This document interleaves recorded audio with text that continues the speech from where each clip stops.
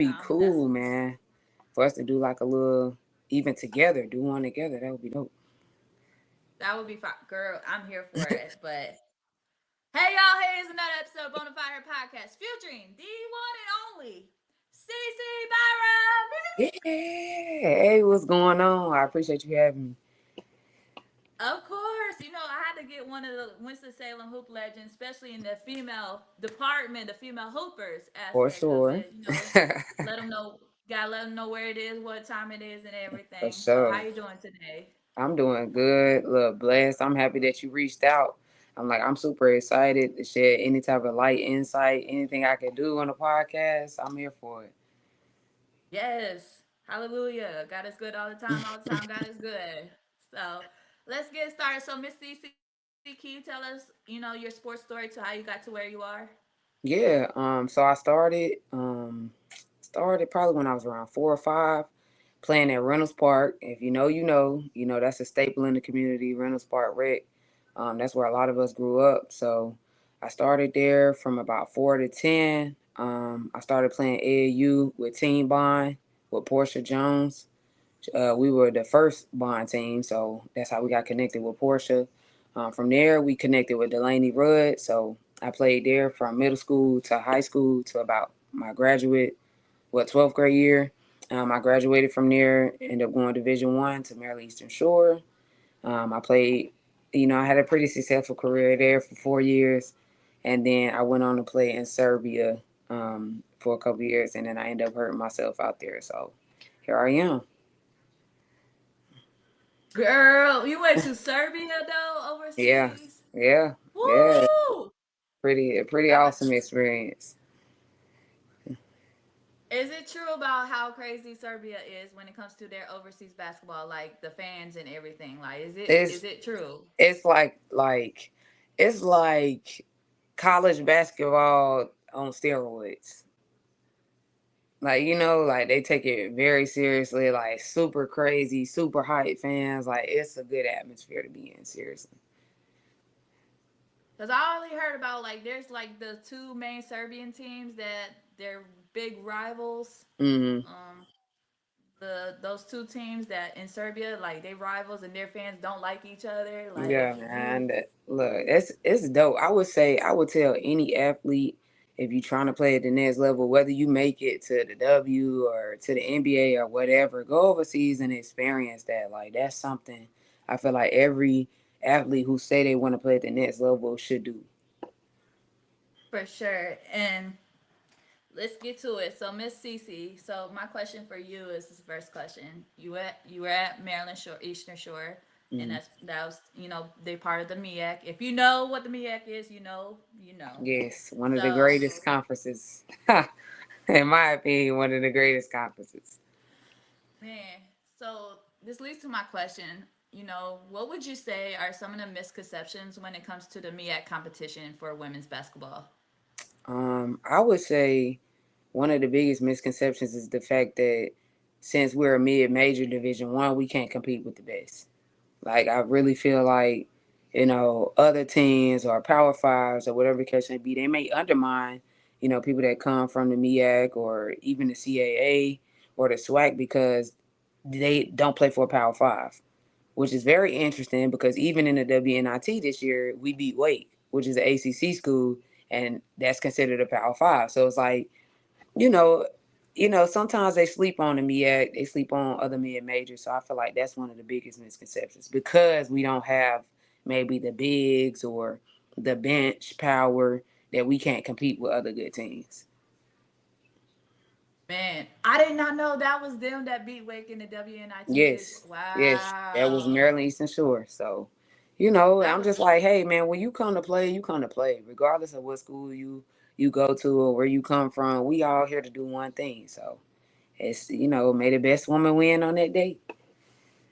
I know that's right. It's interesting because for some, like for me, I think, there's a lot of HBCUs, colleges, like there's Hmm. so much talent in there when it comes to women's basketball. I agree. And yet, when it comes to, say, the seeding for March Madness, they always love to put them in, say, the 11th seed as the first four out or Hmm. the 16 seed of let's just have them get here so we can just Or keep it get them out moving. the And it's way. Right. Which is interesting to me because if you put, a mid major, let's say you put 6, 7 seed, right?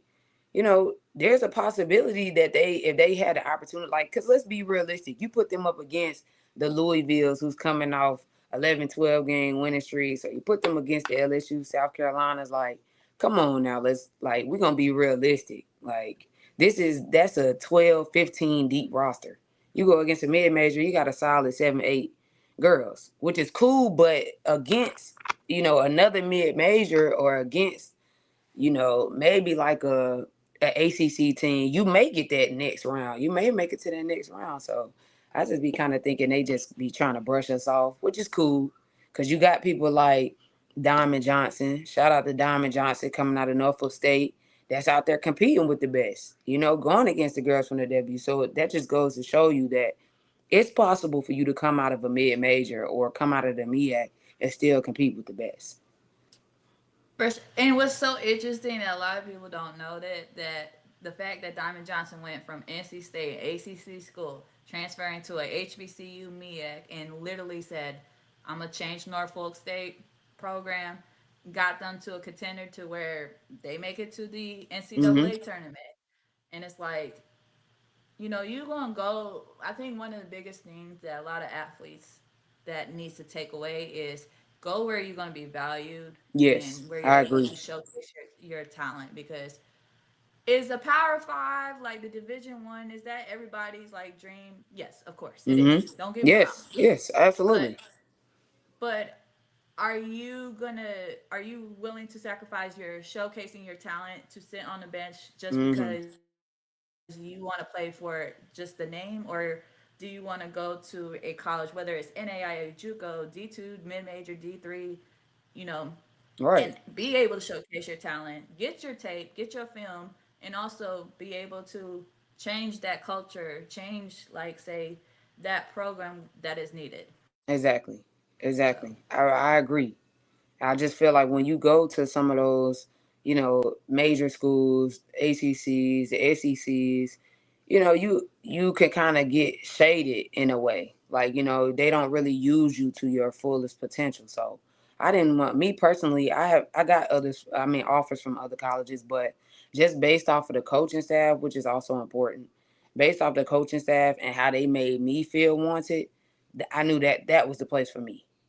That, and then when you look at the roster, you got to be strategic. Am I coming in after 2 point guards? Am I coming in after 1 point guard? Is she a senior? Is she the leading scorer? Like, you got to come and be strategic when you come into college, because it's a job. If you already got that's somebody that's filling that job position, what's the odds of me coming in as, a generic senior? Because, with the portal and everything is different. But coming in as a generic senior, how am I going to come in and kind of showcase my talent to the best of my ability? So that's something you got to think about for sure. absolutely. And this leads to my question. Miss Cece, you from Winston-Salem all day, every day. All You day, from, every day. all day, every day. As they say, the Trefo, I'm just learning about video Yes, games now. ma'am. um, so for you, what does it mean to you to be part of the Winston-Salem Hoop legacy? Man, it means everything to me. Like, for a couple of reasons. One, because you grow up here, and once you create a legacy here, you become a staple in the community. So that's another good thing. Like, just being able to pass down my knowledge to the next generation of kids, to be known for something that's positive, but also just being able to carry out a legacy that maybe everybody didn't get a chance to do. And I say that because one of my good friends, Celeste Burgess, passed away during our high school years. So just being able to carry out a legacy, not only for myself, but for one of my good friends who I know would have made it to the next levels, that's really important. Like, I just feel like, sometimes people live through you. Like, I feel like my friend lived through me in different ways. So I'm just happy that I was able to fulfill something that I know a close friend who didn't get an opportunity to do it. I was happy to do that. For sure. And first of all, like, rest in peace to Celeste. Yes, for sure. Like I said, it's just what happened to her? Like, when you think of, I look at it this way. When you think of, say, the epitome of what, say, Winston Salem female hoopers, of the Hmm. epitome of a female hooper coming out of Winston Salem, it's Yes, like Celeste Burgess. for sure, Like, for sure. And I think a lot of people forget, but she was definitely one of the toughest guards coming out of Winston Salem, for sure. what is something that you want people to remember for, like, in her legacy? What do you want people to remember her for, like, as, especially, like, what is something that people, a lot of people didn't get a chance to know her, Hmm. but what is it, what would you say is something that you want people to remember her, like, especially that never got a chance to see her play but would love to learn about Hmm. more about her? I would say they just need to know that she was one of the most selfless people that you would have ever met. Like no jealousy, like not trying to steal anybody's shine, waiting for her opportunity to showcase her talent. And when she does, you will remember that. Like, like a silent type of killer. Like she's not the type, she was never the type that was like flashy. Well, none of us were really flashy back then, but just even still, like super by the book, super textbook moves, but strong, could finish, could shoot the midi, had a nice float game, like what I'm saying. But then all in the same token, super respectful kid, like not disrespectful, not fast, wasn't trying to be at every party, like just a selfless kid, like So I really want people to remember her as being someone who was unselfish, like selfless, always trying to get people involved, always being the light in the room. I just hope that when they talk about her or when we talk about her, we make sure that we remember her in that light. For sure. And you, Celeste, Whitney, the three of the female hoopers, top female hoopers, come out of Winston Salem. What does it mean to you to be able to represent female hoopers in women's basketball coming out of Winston Salem?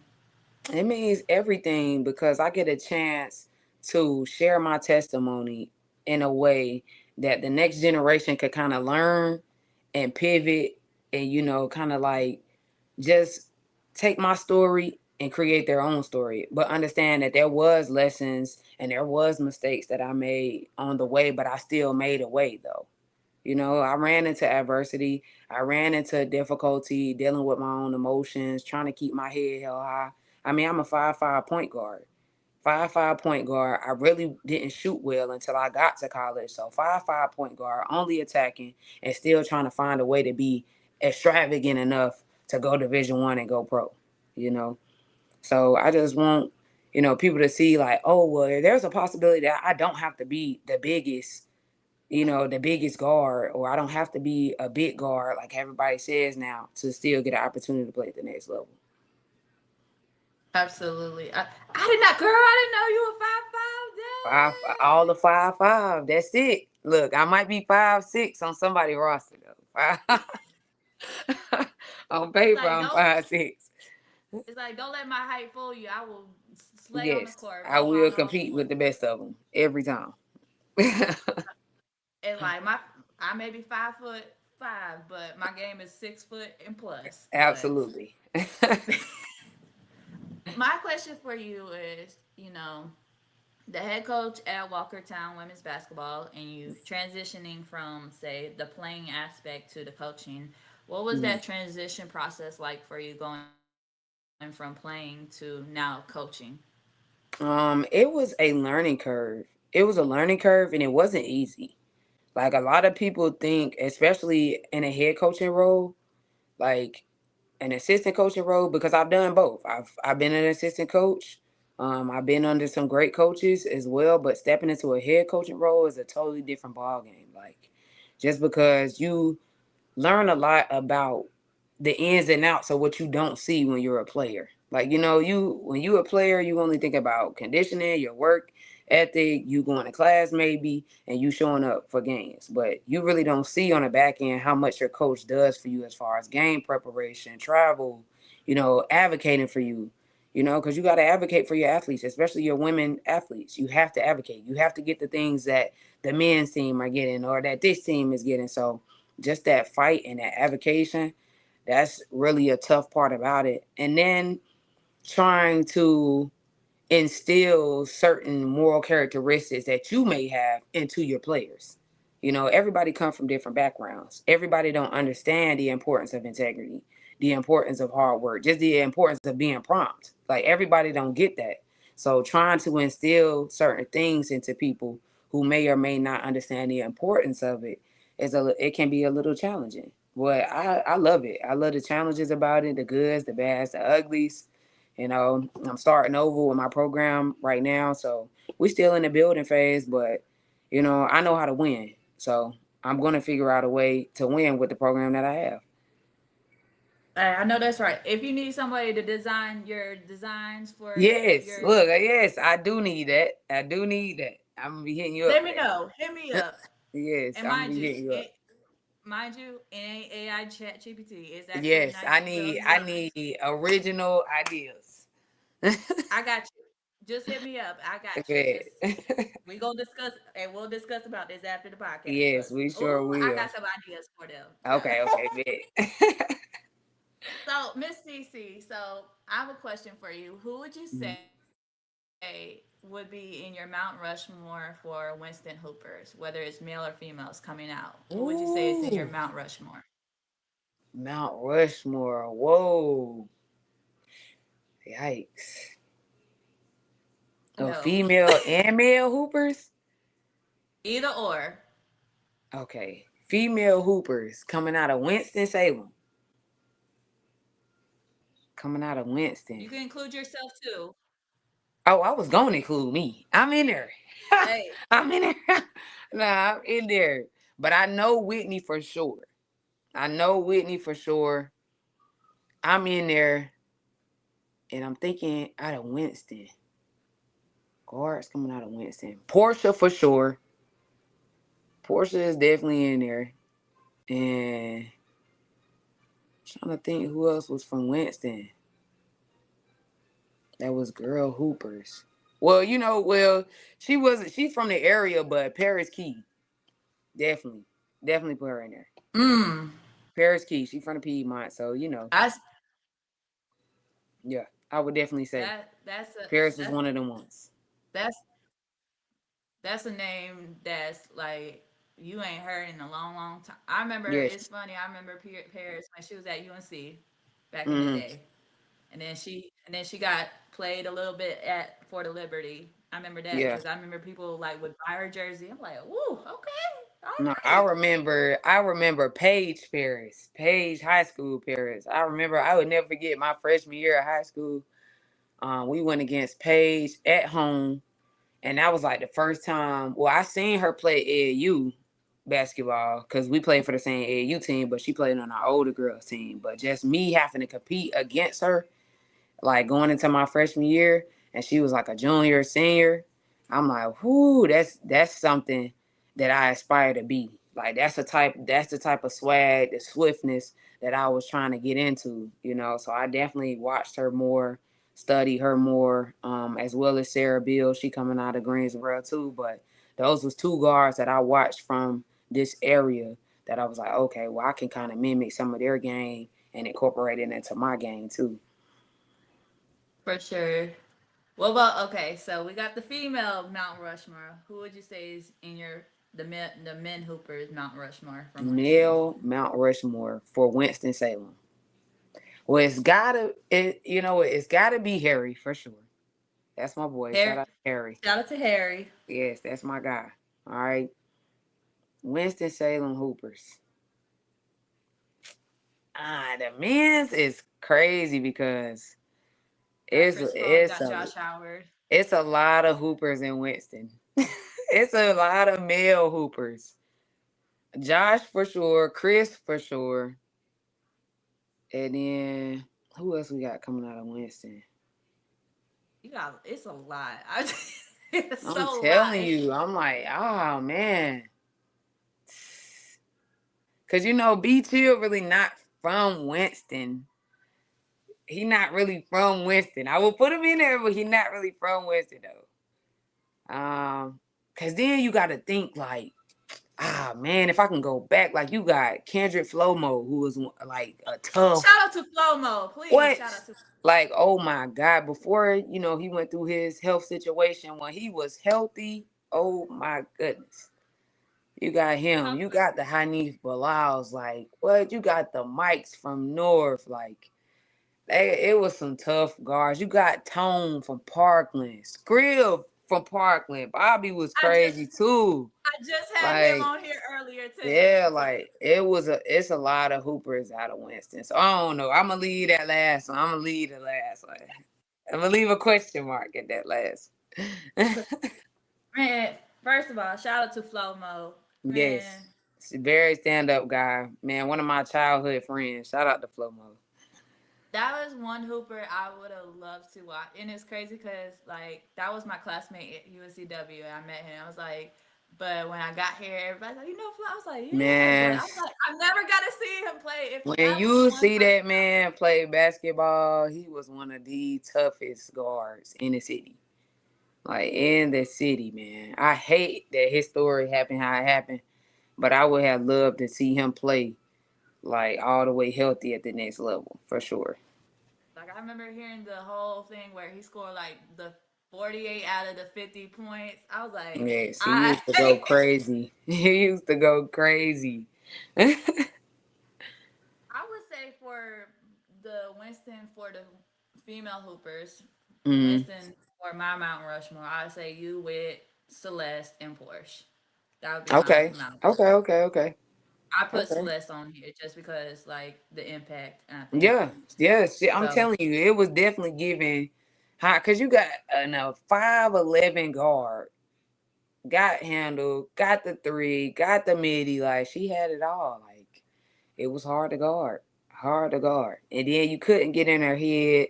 Super content type of player. Like she definitely had it all around. So Yeah. That would be my female Mount Rushmore. Winston's you with Celeste and Porsche Jones. yes, That's Portia like was definitely my mentor. She's still my mentor to this day. shout out to Porsche. So I'm trying to get her on here too. I'm trying to get her on here. I'm trying to get Harry. I'm trying to get B Chill. All the Winston legends. So Okay, okay, all right. let them Yeah, we know. might have Hey, to I'm reach out. Might have to reach out and see if we can hop on, make something happen. for real. So this leads to my question is when it comes to representation, you know, as a black woman and a coach, when it comes to representation for women's sports, how important is representation? Representation is super important because I just feel like we don't get enough of it. So we definitely have to like really lean into that when it comes to representation, representing yourself, representing other women's teams, like just kind of bringing some type of community when it comes to African American female hoopers. That's super important because we don't get enough of it, and we're starting to. I do respect the league for making kind of making more of a presence this year, the last couple years. We're spreading out, creating like the groove, and you got the Crown, the Charlotte Crown, the Groove coming out. You got the other teams. It's sort of like a G League for women. That's definitely. I wish they had that maybe 3 years ago. You know, but I'm like, that's super important. Not only on the basketball aspect, but just in general. Like black having the opportunity to see more black coaches is like crazy. It's definitely crazy. It's so inspiring to see black women in these head coaching roles and being successful. Like that mean it was possible. We didn't get the opportunity, but now that we are getting the opportunity, we taking full advantage of that. So that is super important. And then it just kind of plays on the way that you conduct yourself as a black woman in a professional role, in a head professional role, because society believes that we're not supposed to be in those roles. So it makes it that much more important that you conduct yourself always being respectful, always being composed, you know what I'm saying? And just having some type of class when you are out coaching or whatever the case may be, or showcasing your culture for your team. That's super important. Absolutely. I think in This is why I wish the WNBA took notes, because I do not see any, say, black women coaches in Yeah. head coaching job for the Mhm. WNBA. There's none. There's Yeah. absolutely none. There was one probably last year and she got fired. Yeah. But It even needs to be Paige though. There's a need for that. even Paige Beckers, mind you, like if it takes, mind you, I tell this, if it takes, say, a white woman to say, hey, there needs to be more black women in head coaching positions, Right. that should tell you something. Especially Paige Beckers, who a lot of people love. If it And it's a takes white for her, woman. like, this ain't the first, and it's crazy because this ain't the first time she is like, this ain't the first time she says something like this. And Mhm. I always say, if if you know about the SB back in 2021, you know her speech about Yeah, what she it is. advocates for blacks all the time. All the time. She advocates for blacks all the time. So like, and it's like, if you know, and I was like, this is why I say some people rather prefer Paige over Mhm. another person over other Yeah. people. And I'm Mhm. like, Sometimes it's a like little one-sided. Or, some other people are a little one-sided, and that's okay. I mean, that don't take away from nobody's game, but you just see how people are, like how they think. It is what it is. But I do like Paige as a player. Well, first she raw. Raw is I don't know what. I don't know why we even slept on her. Like coming back from an ACL, I don't know why they did that. Like she is one of the greats and still one of the greats, and she continuously shows why she's one of the greats. I think I think the W might be in good hands with her and Olivia Miles, and then with Yeah, Juju Watkins coming in. Oh yeah, yeah, they good. yeah. It's But it's it's and then you got Fly J. You got Fly J that's in her first year and really showing out. Like it's the W is the next. I would say the next 4 or 5 years. It's like it's gonna be really entertaining. I'm excited. People are excited to watch women's basketball now. here's something that has done that a lot of people say, rappers, and then say some hoopers wish they can do. Hmm. They wish they were like a Flage. She can hoop and she can actually rap. Yes. Yes. Having the best of both worlds. Yeah. Like literally, like because you know how some hoopers, they, like hoopers, some hoopers try to rap, and then you have some rappers that try to hoop and it's like, Yeah. You just but not the best at one. right, but the fact that she's great at both, Yes. that she could do both, like, Hmm. and she utilized it through her NIL too. So Yeah. She just so maximizing that money. and this leads to my question to, when it comes to, say, I always say that athletes are humans first. Hmm. For you, as a black woman, a wife, a coach, and an athlete, how important is mental health to you? Super important. That's everything. That makes up everything that you are. Like your mental, if you are not mentally here, whether that be playing, whether that be coaching, whether that be assistant coaching or whatever, if you're not mentally into it, you're not gonna be able to give your best effort. So mental breaks, I feel like, are needed. A lot of coaches don't take mental breaks. Like coaching is nonstop. It's nonstop. That's another thing that I learned from being a player to a coach. The season end, you get 2 weeks off, you kind of rebuild your mental, you come back fresh. As a coach, the season ends, you go into recruiting, you go into setting up for, like, so I feel like coaches definitely have to have that work life balance, because if you're mentally depleted, you're not going to be able to pour into your kids. You definitely got to have something to pour into your kids, because they're like little empty vessels. All of them are like little empty vessels. If you don't have anything to give, then that's not really going to be a program that you can build off of. So taking care of yourself as a black woman in society, even as a wife, like, that's, my wife and I say the same thing. Like, we may not be 100 every day, but we're trying to pour into each other, and we're trying to make sure that we can be the best people for ourselves so we can be the best people for each other. If we're not the best people for ourselves, we're not going to be the best people for each other. So mental health is definitely super important. Super, super important. First of all, shout out to your wife. She is beautiful. Y'all are beautiful together. I'm Thank you, like, thank oh my thank you. I gosh. got a I'm like, 10. Shouty is a team. Yes, I did something right. If I didn't do nothing else right, I did this right. But I was like, cause it was interesting. I was like, I saw y'all pictures together. I was like, oh, this is so beautiful. Yes, Y'all yes. It was our genuine. I love it. 1 year anniversary last month on the 30th. So July 30th. First, happy anniversary, y'all. Yes, Happy I anniversary. appreciate it. I appreciate it. And first of all, you gotta share this big good news, man. Especially Mm-hmm. when it comes to, UMS. So Mm-hmm. gotta let them So know. yes. So if you do not know, this year I will be inducted into the UMES Hall of Fame for women's basketball.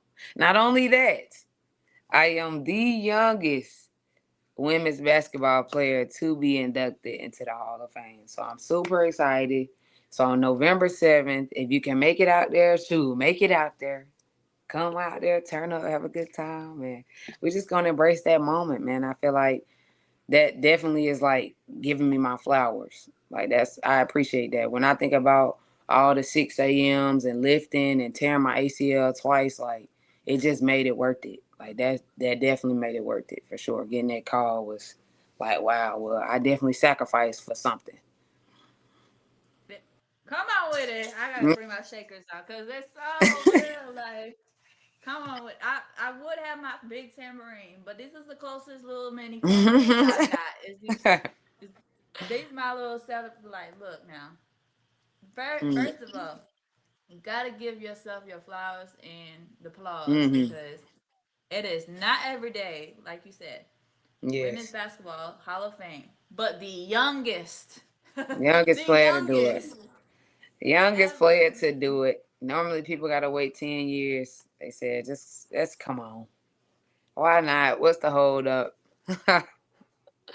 Like Derrick Rose mode, like that when he was the youngest player to win MVP, Derrick Rose mode. So Yes, yes. Even my freshman year, I was the youngest player to receive our homecoming award for MVP for our homecoming. I'm like, man, I wanted to go somewhere. That just goes back to touch back on what we were saying. Like, I want to go somewhere where I make moves on a team. Like, I don't want to just be on the team. I want to make moves. Monumental moments for myself. So that's dope. If I could do it all over again, I would pick UMS every time. hey, let them know what it is. Let them Every know. time. Every time. So big, but first of all, big congratulations for real, like, cause yo, I told you I got a Winston Salem legend out here, and she was Hall of Fame Yeah, enough. look, UMS in the building. So my question for you is, with the upcoming season for the Walker Town women's basketball coming up for you, what is a goal that you see you and your student athletes, hoping to aim and actually, basically, what is a goal that you and your student athletes want to complete this year and beyond? Um, well, winning a game. If I could be completely transparent, last year we went 0-20. We had 5 players the whole season. Sometimes we only had 4 players. So like really rebranded. Like when I first stepped into this role, we had no players at all. Um, I was actually grateful enough to be able to come across a young lady, Jasmine McIntyre, who was a senior, and I just felt bad for her experience because she's a senior and she's went through 4 coaches.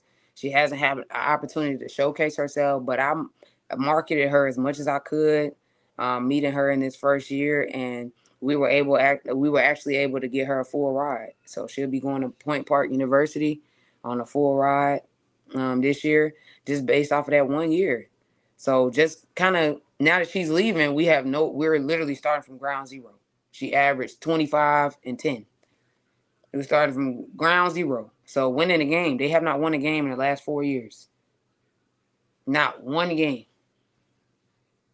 So So now this is so it's not yeah, just this is the rebuilding. rebuilding. Yes, this is the It's the rebuild. rebranding, the Mm-hmm. rebrand, rebuild everything. Like Yeah. this. And it's gonna get How does ugly. Like a lot of people running from. I feel like a lot of people is running from this because it's gonna take work. It's not gonna be easy. Like this is not a school that you can get a whole bunch of kids to come to and all of that. You literally have to get the kids that you can get from when school starts. Like there is no transfer here or and none of that. It's none of that. It's me dealing with what I got with the kids that I have and kind of just making it the best experience that I can. So when I do get that win this year, because I'm gonna get it, I'm gonna get it. I will be the first coach to get a win in the last 4 years. So it's always gonna be a first for me. It's always gonna be a first for me, and I know I'm gonna get it. Like I'm gonna continue. I'm competitive. Like that's me. That's my nature. I'm competitive. They told me I wasn't gonna go Division 1 as a 5'5" guard. You're too small. You're we don't really see like that you have anything, extravagant that may, excite when I'm not going for that. I'm not going for that. I want to go Division 1. I want to play pro and I want to win for Walkertown. So we gonna do it. I know that's right, because like a lot of things, people got to remember Rome was not built in a day. It Like wasn't. there's and it's there like programs ain't gonna be built in one day. It Mm-hmm. takes a lot of like building up from not just the staff, the coaching staff, or the students, Mm-hmm. but also like behind the scenes. And I Yeah. think a And I lot of keep my people oh yeah. Yeah. go.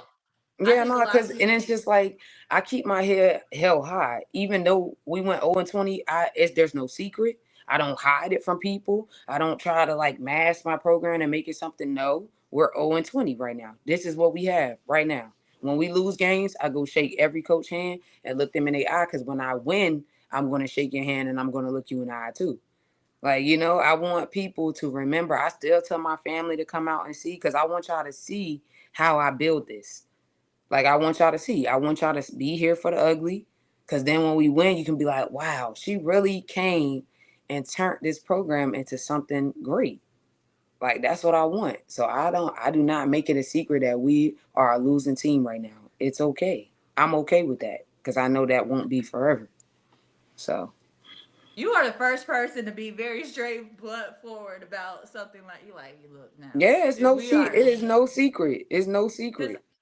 because I know there's some like there's some coaches that will they'll come like they may have a losing season and then they'll come up like not all coaches but they'll come Mm-hmm. up with like a nice little PR like answer so they don't fold or they don't like say express like their true really honest answer. But Mm-hmm. for you, you're like let me get straight to the point. Yeah, because We are I like to take my losses with grace. Like I like to take my losses with grace because I didn't, in well, in their mind, they think in their mind like, oh, well, she went 0-20. Like there's no way that she's gonna be able to build a program. Like she's 29 years old. She don't know what she's doing. Da da da da. Right, but they don't see on the back end what I think my wins are for me. My wins for me is, for example, we played Carver the first game of the season. We lost 57 to like 6, right? 57-6. We played Carver again our last game of the season. We lost 30-34. You don't understand, like y'all don't get it. Y'all just see the loss, but you don't see that I just made 4 or 5 girls who never played basketball in their life be able to compete. Like, so if I could do that, when I get girls who understand the fundamentals of basketball, when I get girls who understand the fundamentals of just agility and working hard, what do you think? What do you think that program is gonna look like? I don't mind it looking ugly right now. That's cool.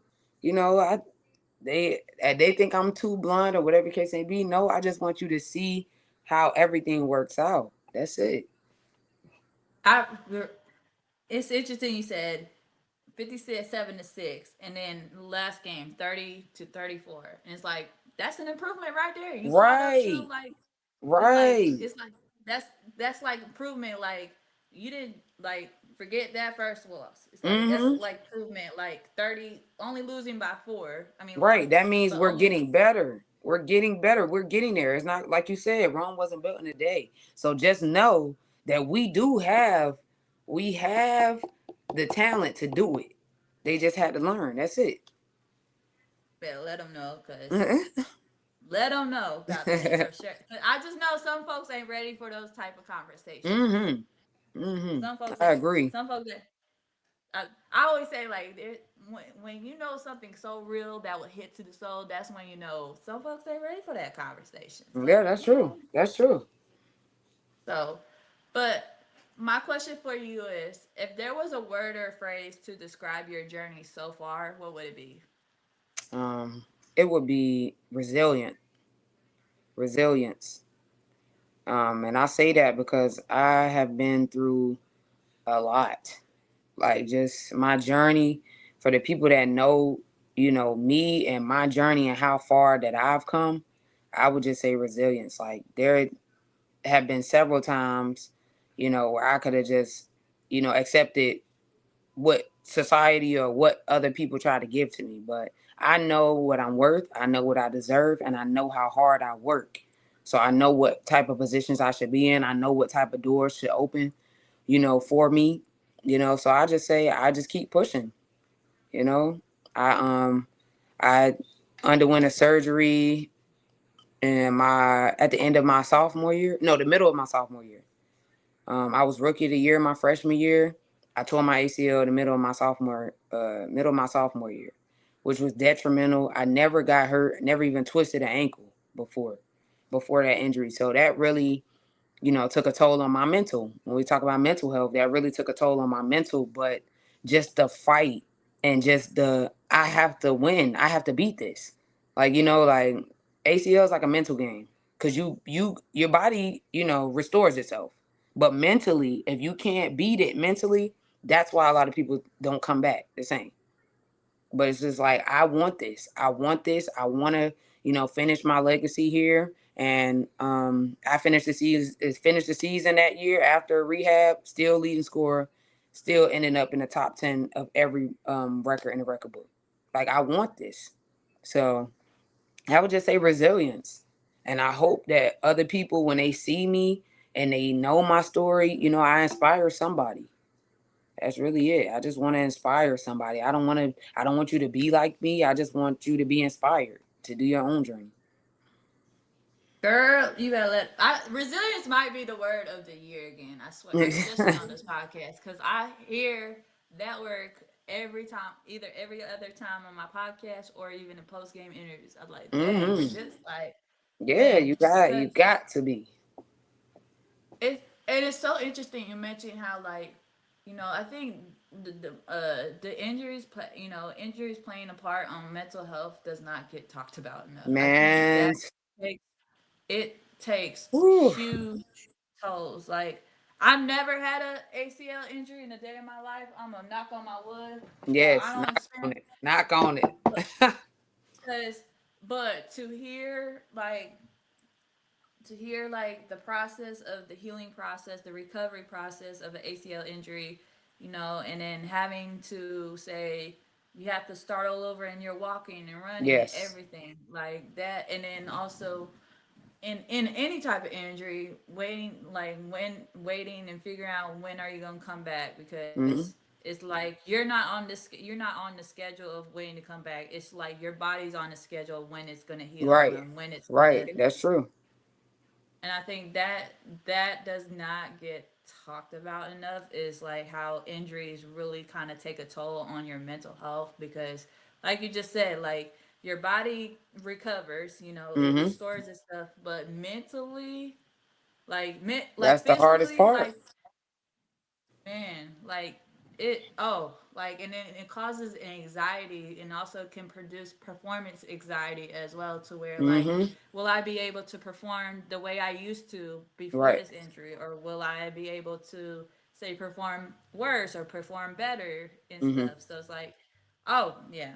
And then it's just like Yeah. I feel for the athletes that are like, like I will well let's just say stars per se. Like the stars of the team or the most, influential of the team. I really feel for them because when you go through these injuries and you come back, and I know I dealt with it a lot too, is I'm dealing with all of this mentally, but you only see what I'm putting out on the floor. So that makes you feel like I will never be the same. People are so quick to just discard of you, when you are not doing, when you're not performing up to their expectations. Like, it's going to take time. When you recover from an ACL injury, you're not going to play the same off the rip. It doesn't work like that. Because like I said, it's a mental thing. Like, physically, I'm fine. I can get hit, I can fall, I can do all of that, I'm fine.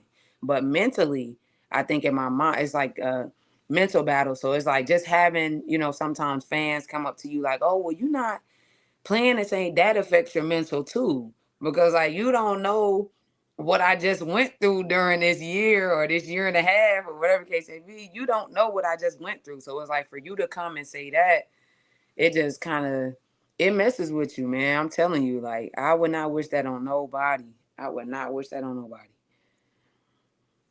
For like it just man, anytime I hear somebody like if it's a knee injury or ACL, I'll be like Hmm. having to cover my knees, be like, oh, like just like you Yes. know how people say clutch their pearls. I have to Yes. clutch my Yeah. knees Clutch your like knees. ooh, like I already dealt with the ankle injury before, Oh but man. yeah, I'm like, I mean, I to me, I always say sprain is worse than broken because sprain it's tricky. Like you don't Hmm. really know if it's You really how a to treat sprain or it. if it's Yeah. like you don't really know if it's really broke. So it's like broken. I say sprained ankle is worse than a broken ankle. Broken ankle you can get that fixed. Because you know Sprain, it's broken. Yeah. Yeah. At least you know.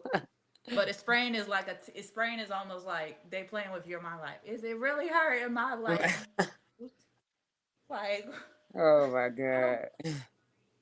So my question for you is, outside of your sport, what do you want to be remembered for your legacy? I want to be remembered for just being a staple in the community when it comes to giving back. Like, I have a huge heart when it comes to just giving back. Like, helping the next person, that's me all day long. Like, waiting for somebody running down the street to help a random person. Like, I just want people to know that I am a selfless person. And I said, I feel like that is Celeste living, living through me when it comes to the selfishness. Like, it's just a natural instinct to help the next person, or like, to be the outsider when it comes to all jumping on the bandwagon to, put somebody down or whatever. That's not me. That's not me. That will never be me. I always want to be uplifting, and I just want to be the helper. Like, that's it. That's me.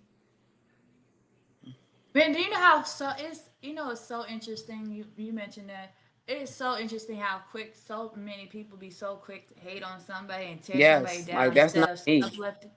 Like I That's don't not me. I understand that. just, yeah, like, it's a really a crabs in a barrel mindset. My coach taught me that, and that's been sticking with me for a long time. Crabs in a barrel.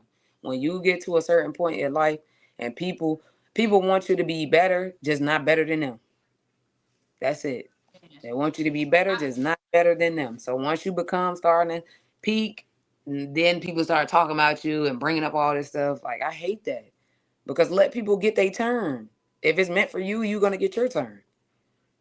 that man, I had to teach a family member about that crabs on the barrel mindset. I'm like, yeah, Mm-hmm. there's a lot of people with crabs in the barrel mindset, like where you get to the top and then they try to pull you down. Like you know how crabs like try to pull so they can get to the top.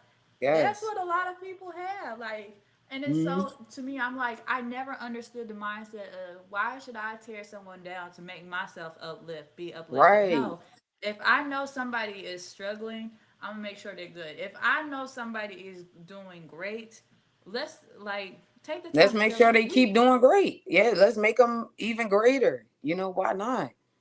Why not? I don't know. I just never had a hating mindset. I have never had it. I kind of always been in my own bubble. Like, I don't even have time. Like, I wasn't one of those kids that was like, oh well, she's ESPN number 3. I'm in my own, this is my life. I don't That's her life, and that's good for her that she's doing that.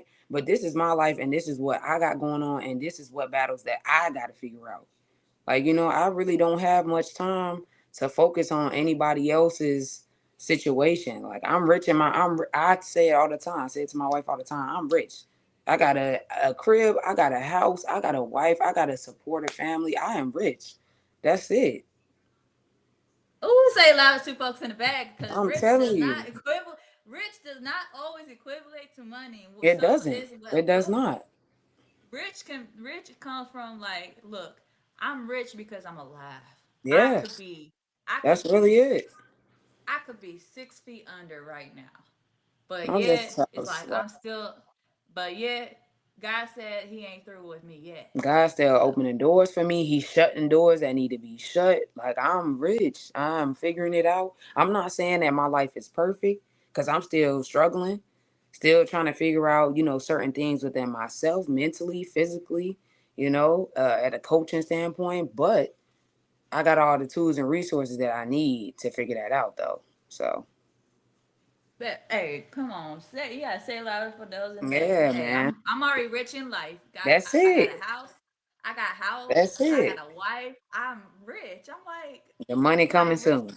Yeah, the money will come. It's The like money coming I soon. that money will be coming soon for the podcast too. Yes. Because I'm gonna tell you this: I learned that, and is it a struggle? Yes, that a lot of people don't know. But when you're really doing something what you love to do, I promise you that it the payment will come in It don't sooner feel or like later. work. It don't feel like work. Like, the money will So come. And I like what you got going on. I seen when you first started doing your podcast, like, I like people who are consistent. Like, I like the consistency. Regardless of, the followers gonna come. The followers gonna come, the views gonna come. The fact that you continue to wake up and still reach out and still promote your brand, it's gonna come. Like, it don't have no I choice. Because the people that's really not in it, they not gonna keep doing it. Right, it's gotta let gonna them. come bona I fide, and I'm gonna be like, I was on that segment. I was, It's like she was I on was here. on there. She was on. Cause my thing is, and this leads to my question for you is I always ask my guests, bona fide means authentic and unique. So, what makes Miss Cece Byrom bona fide, and what makes your story stands out? I feel like I'm bona fide because I beat a lot of odds. I beat a lot of odds. A lot of people may have counted me out, but clearly I'm bona fide because I made it. I made it. Everything that I said that I was going to do, I did it. So that to me, like, when it comes to my basketball career, everything that I wanted to do, I did it. Like, being the MVPs, the going to the Hall of Fames, the being a staple at the college, like, being able to be welcome when I come back, because I cared about other people, like building connections when it come to different schools and states or whatever the case may be, and just being someone outside of basketball. I did that. I ended up getting Citizen of the Year award at my university. Like, I care way past the basketball standpoint. I just love being a personable person. So everything that I did during my college years, I achieved it. So I would say I'm bona fide because I beat the odds of even being able to make it into certain rooms. That's it. Hey, come on now. You better let them know. Better let them Yeah, know, that's it. cause I'm bona fide on here on Bonafide Podcast. period. Cause period. Cause I think that's the biggest thing that like I've always my biggest thing for this podcast and just for anything, whether it's my podcast, especially my podcast merge and my athletes advocate channel on my Instagram is I want athletes to be able to have a safe space where they're able to share their stories. Yeah. Being able to showcase. Yes, I do play a sport, but at the end of the day, I am a human. At the end of the day, I Mm-hmm. am more than an athlete. Bringing the importance of athletes' mental health because, I mean, they go through daily life changes just like Yeah. everyone else. So it's like, and I think it's so important to provide for me. I always say it's so important to provide like a safe space or a platform, especially if I know I have a platform where I can be able to say that can change somebody's life, where it may, you know, help somebody, the next person down the road. Mm-hmm. Because, like, I just, I know for me, I want to be able to provide a platform for somebody, provide an opportunity for someone, especially a lot. And to be honest, there's a lot of platforms in these days that won't do what I'm doing. Yes, And it's I like agree. if I'm providing a platform, I'm like, look, just take it, because probably the next time you want to share your story, somebody ain't gonna do it for you, but I'll Mm-hmm. be like letting you know, like, here, I'm I'm I'm showing you, like, you have this platform. Giving you this platform. Yeah, Like, and you it's in a gotta. positive light too. Why not? Why not put yourself out there in a positive light? I appreciate what you're doing. You're able to create a safe space for people, and then you're putting them in a positive light. So people better take advantage of this opportunity. I'm just saying. Take I'm just saying. advantage. Hey, I'm just saying, because Lord knows, like, Yeah, it ain't gonna be I'm here like, forever now. The opportunity ain't gonna be here forever. because mind you, I always say, like the only time you hear say, and I always say this, the only time you hear somebody, you know, if when it comes to, say, an athlete story, you only hear, especially women's basketball, like growing up, you only heard like somebody from Tennessee, UConn, or somebody is Mm-hmm. in a health crisis. So yes, their story is going to be told. But what about the other athletes that may not be in big name schools? Right. They have some type of story. So it's Yeah. like that is one of another big main reason why I have this, because how many is like, how many chances does somebody get to be able to say, hey, I have a voice, let me share this. So That's super dope. That's super dope. I love what you're doing. I'm gonna cry later on. Happy tears though. So Miss Cece, can you let the folks know how, where they can find you, follow you, and any upcoming events happening your way? Yes, you can find me at underscore CB02. No Twitter. Um, if you want to find me on Google, you can just look up my first name, Siani Byrom. Shoot me an email. Let's connect on IG. I definitely would like to connect with different people, businesses, whatever. Yeah, and I appreciate Ashley for putting me on this podcast because this was dope. Hey, y'all be sure to follow the lady, the legend, and the myth, the lady, the myth, the legend herself, Cece Byrom, at two underscores CB02.